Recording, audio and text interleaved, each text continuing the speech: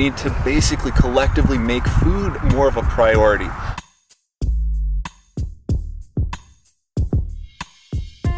Hey guys, I'm Josh Trent. I'm here with Matt Finkelstein from La Milpa Organica Farms up in Escondido, California.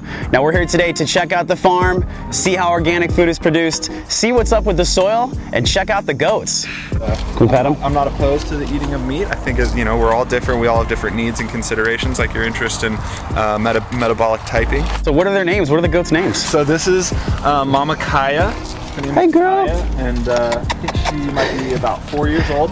Raw goat milk is one of the healthiest, leanest, most stimulating forms of milk that you can Raw drink. goat milk's great. And if you taste it, well, I'll let you taste it and you tell me what you think. Very spicy. Something I get in a really nice restaurant. Yeah, a really nice restaurant. Like a very nice restaurant, like somewhere on La Jolla Boulevard. Yeah. What does it mean when something is organic? What is the process that it has to go through? Because you see a lot of labels out there, you know, organic this, natural, and they're not exactly the same thing. So when you have a farm, you know, like let's say how many years you have to go through, and what's the process with that certification? So under our current perspective and our current use, organic is defined as a legal term by the United States government. They constructed the National Organic Standards in the early 1960s to lay out a set of criteria that that deem what is organic food and what is not. I consider organic food as that which is grown without the use of chemical, or rather petrochemical, pesticides and fertilizers.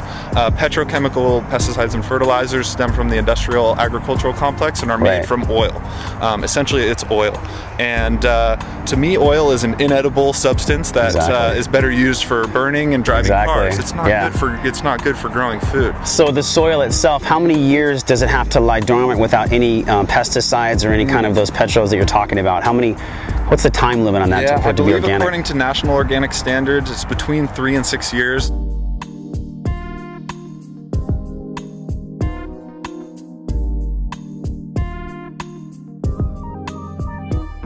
What's the name of this one? This is passion fruit. Cool.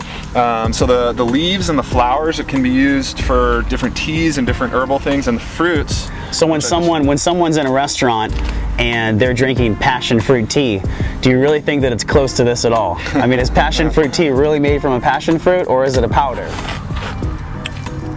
How's that taste? A little sour? Wow. A little sweet? That's awesome. Isn't that amazing? Can I just sit here and eat some of this for a while? Oh yeah, dude. Right.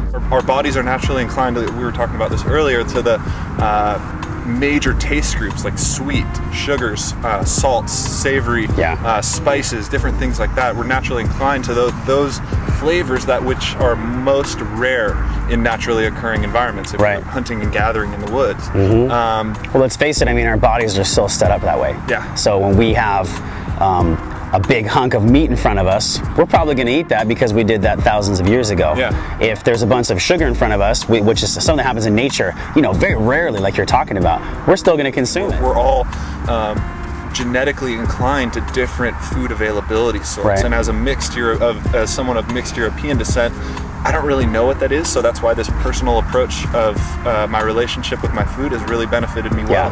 I taste things, I try to feel them, like what did this make me feel like after I ate it? Did I feel good? Did I feel energized? Did I feel slow? You're actually listening to your body a little bit. Yeah, exactly. That's the one thing that I think people have gotten away from. Like, we're low to the ground right now. I can actually smell how fresh this is. It's amazing. And I think what's missing in society now is people have actually lost touch with their feet on the ground. Yeah. So here you are growing things, cultivating your food. It's a sustainable food project. That's one of the best things about human beings, is that we are completely reliable and we're resourceful. We can make our own food. We can make great choices. We can eat good things, but you have to put your mouth in front of the money. You can't just think money first. So what's good for me is eating things that grow from the ground, things that walk around, things that I'm taking care of, things that I know where they came from. But when there's nothing going on that you know about, like you're sitting at a restaurant and it's cheap and it's good and you have a family to feed, that's the demise of the family right now. Exactly. So how are we going to do it? How are we going to take farming from this point and make it large scale so that everyone can eat organic? I mean, how are people going to do it? More people need to get involved.